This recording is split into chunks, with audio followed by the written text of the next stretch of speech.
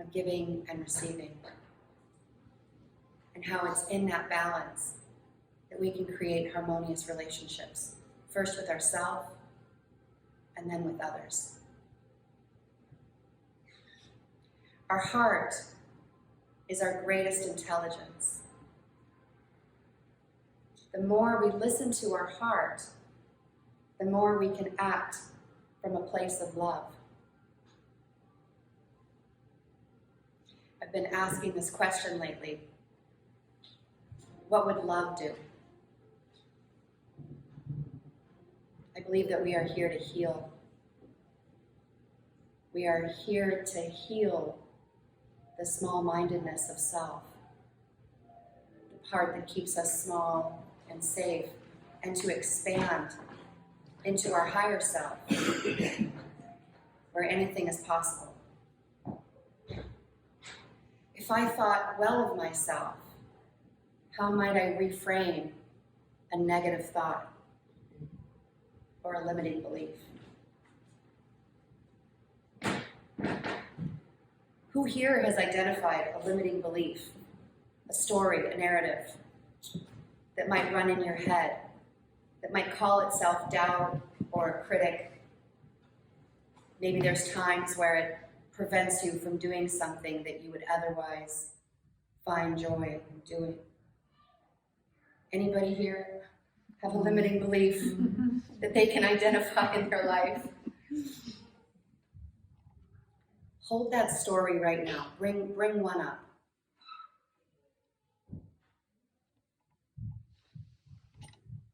I'm not smart enough.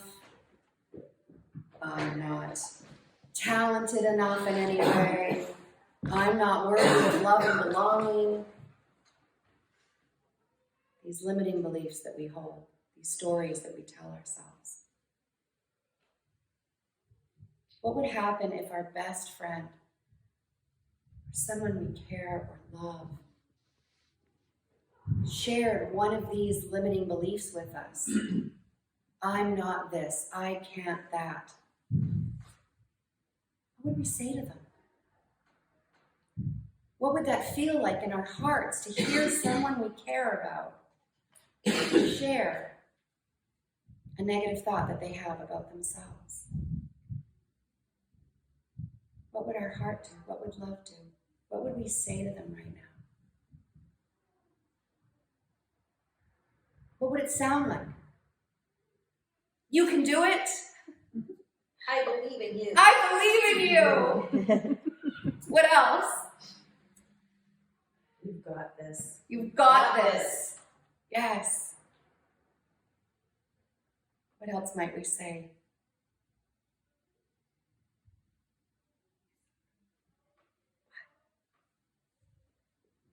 I've seen courage in you. I've watched you lean in and listen. I feel your empathetic heart. I feel more possible because of you. I feel safe around you. All these things are possible when we express ourselves with each other. Now, what happens if we turn all of those affirmations on ourselves? They're all for you. All of these affirmations are for you to tell yourself. If we're connected with each other through universal energy, then I imagine that some of you might experience what I've experienced in this journey of being human, and that's the resistance to letting the love in.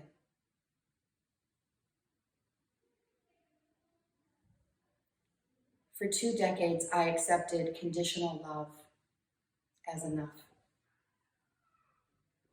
Some part of me must have agreed that I'm only lovable if, I'm only lovable when.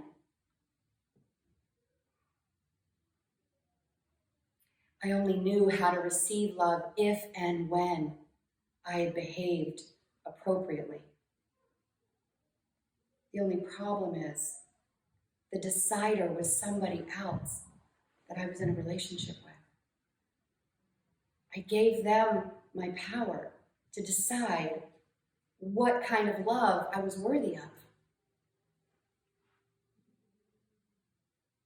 Until I decided to love myself more. Choosing me set me free.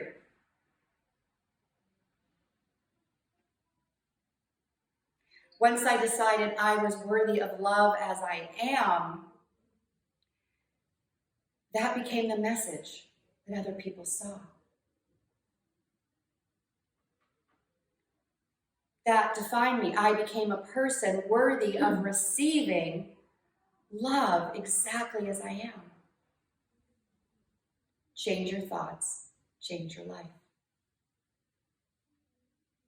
New thought. That's what the Victoria Truth Center is rooted in. Dr. Emmasmiley founded the Truth Center based in new thought. Change your thinking, change your life. Change your life, change your reality. But I first had to decide that I was worthy of all of the love as I am, unconditionally.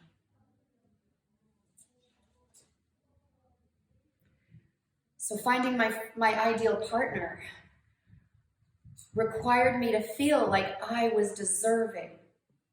And that is when unconditional love found me. I attracted it by first being attracted to me, which is kind of a weird thing to admit. I mean, it's kind of uncomfortable to say that out loud. Yeah, I'm seeing some nodding heads. This is how it actually worked. Because, like maybe many of you, I was raised conditioned that it's not okay to think well of yourself. There's something wrong with loving yourself, with thinking that you're awesome. How many of you can relate to this? Maybe this is familiar. Most of us were raised by individuals who were taught that it's not okay to love yourself because there's something else more important that deserves your time and attention. More important than you.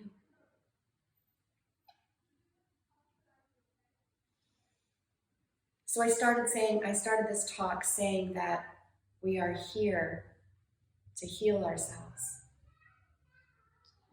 I believe this is the work. This is the work of love. This is what live life lovingly means to me. What would love do in any situation that you are experiencing tension, conflict? Ask, what would love do? For me, this calms the stories that are rooted in fear, scarcity, resentment, guilt, shame. Learning to receive unconditional love from my partner, Kevin, was such a gift. And the work I had to do first was to learn the greatest lesson of my life. I had to believe that I deserved it. Every giver needs a receiver. Every speaker needs an audience. Every philanthropist needs a cause. Without the impact, the identity doesn't exist. No cause, no philanthropist, no receiver, no giver, no audience, no speaker. I would just be some crazy person up here talking to myself.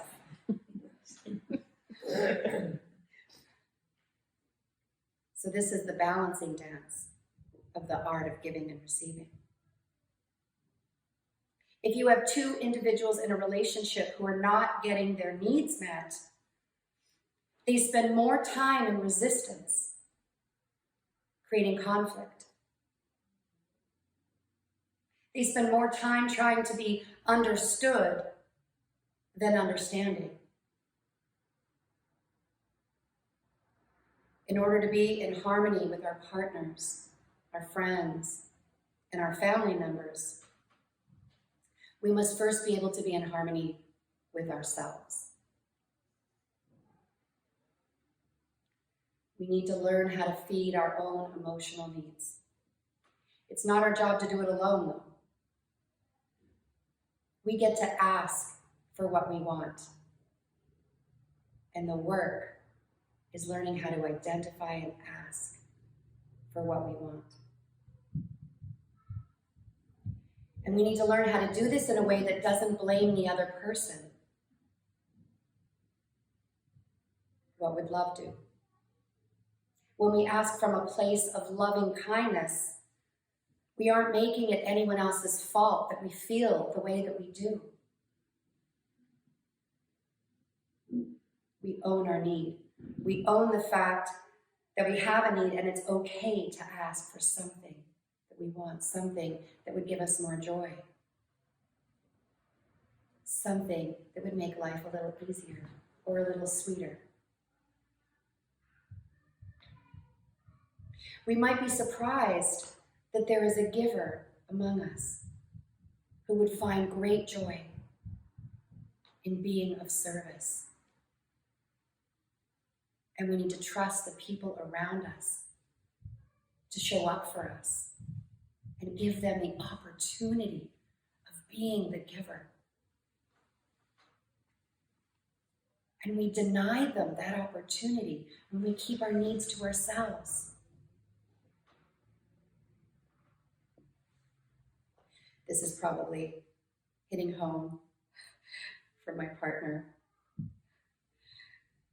who denied that opportunity to me just yesterday because he saw me being very busy. And he saw me being very busy and heads down in some work. And he had committed to driving me to the ferry, to making an event up in Mill Bay, a fundraiser last night. And so he denied himself the bike ride that he wanted to take when the sun came out, because he had promised to drive me to the ferry. And in the end, I ended up driving myself to Mill Bay instead of catching the Brentwood Bay ferry. Only after all of that, he realized that he had spent the day waiting to be of service for me, to drive me to the ferry. Only in the end, things shifted and I drove myself. And so this morning, he confessed, wow, I felt a little grumpy about that. I didn't get to have my bike ride.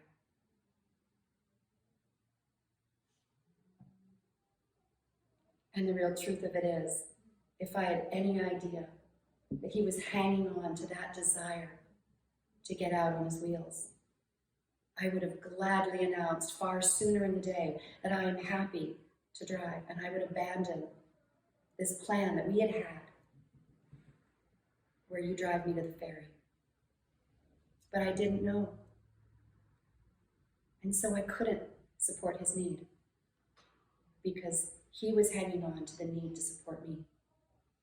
So see, we withhold the joy that's available to us when we don't ask each other to be of service.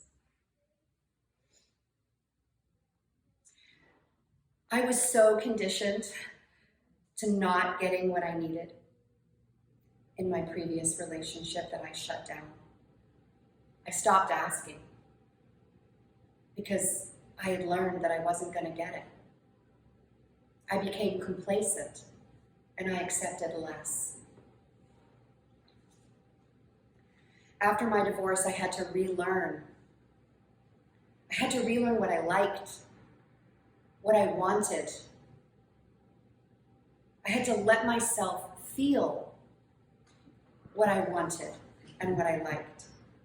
And now I celebrate others when they name their interests to me, when they name their desires to me. So if you take anything away from this talk today, think about what you can do as a cheerleader for someone else in your life when they name an interest or a desire or a joy or a longing or a wish. Think about how you can celebrate them. Yay, I'm so glad you know what you want. That is such a big part of the battle. Naming what you want, claiming it. If you define what you want in a relationship using your own voice, you can set context, and that leads to bliss. This is the context setting for having a healthy discourse in a relationship in the art of giving and receiving.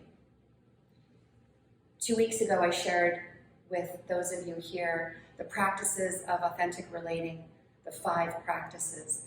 And if I were to use that as a filter for this conversation, then when I think about the practice of welcoming everything in the context of giving and receiving, what does that mean? Welcome what I want. Don't shut it down. Don't turn it away. Don't deny it. Don't ignore it. Welcome it. Oh, hey, I have a need to go for a bike ride now that the sun is out. Welcome it. And welcome what your partner's needs might be. Without judgment. That's the don't assume part. That's practice number 2. So don't assume that they don't have the space to receive your request. Don't assume that nobody's going to care about what matters to you. Stay open and curious as we listen and receive our partner's requests. And practice number 3 is to reveal your experience. So this is to tell the person in your life how it will feel when you get that thing you want. Why does it matter to you? Your job is to enroll them. Enroll them in helping you get your needs met, because together you rise. Own your experience is the 4th practice, and so in the context of this relationship, agreements that you can make, what it sounds like to move out of blame and to own your experience, instead of saying, it's your fault we're always late. You can say, hey, I believe that it's a sign of respect to show up on time. I want to be seen as someone who honors the people in my life. Will you practice this with me? That's owning your experience about what your needs are in a way that doesn't blame the other person, but it enrolls them. The 5th practice is honor self, honor other. So through this lens, it's just the idea that we don't have to hate someone who has a belief that is different than ours. We can hold opposites. We can honor their needs. We can honor our own needs just by expressing them and being with them. This is the art of giving and receiving. In 2 weeks, I'll be back to talk about the topic of fostering gratitude and how it's the gateway to increasing your joy. And I'd like to leave you with a prayer. It's a prayer from St. Francis of Assisi. He was known as the first environmentalist, and there is a walking path in Italy that is named the St. Francis of Assisi's walking trail, and it goes through Umbria and crosses my partner's mother's property. And this particular prayer is called the Violet Flame. I ask this of universal wisdom. Make me an instrument of thy peace. Where there is hatred, let me sow love. Where there is injury, pardon. Where there is doubt, faith. Where there is despair, hope. Where there is darkness, light. And where there is sadness, joy. O divine Master, grant that I may not much seek to be consoled as to console, to be understood as to understand, to be loved as to love. For it is in the giving that we receive. It is in pardoning that we are pardoned. And it is in the dying that we are born to eternal life.